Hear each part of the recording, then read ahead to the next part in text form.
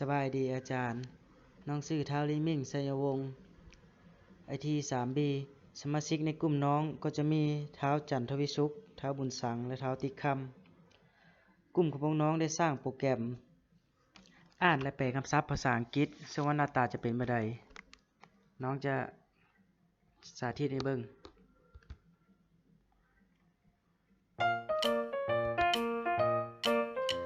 หน้าตาของโปรแกรมของพวกน้องก็จะเป็นหน้าตาแบบนี้มีอยู่นำกัน3ปุ่มมีปุ่มพักและมากไม้ปุ่มซัดต่างๆและปุ่มออกเชื่อว่าการทำงานของโปรแกรมจะเป็นยังไงน้องจะสาธิตให้เบิ่งเนาะ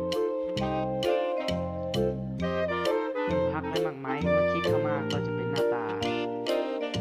มากไม้ต่างๆการอ่านและแปลและจะมี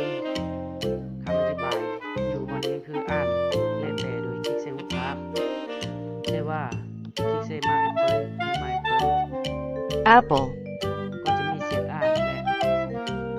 คำศัพท์คำแปลเนาะ banana, coconut, orange, lemon,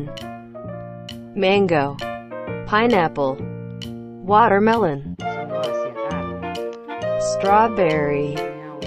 เข้าใจการออกเสียง guava,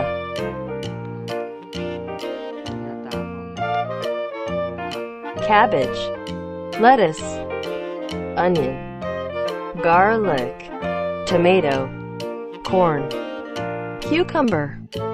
carrot,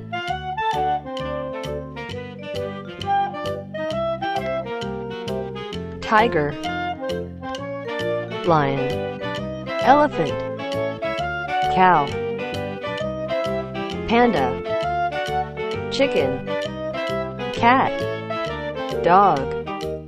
monkey, bird.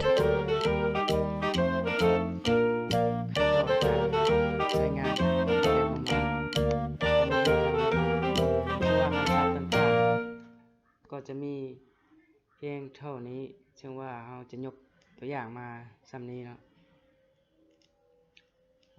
ขอขอบใจที่รับชม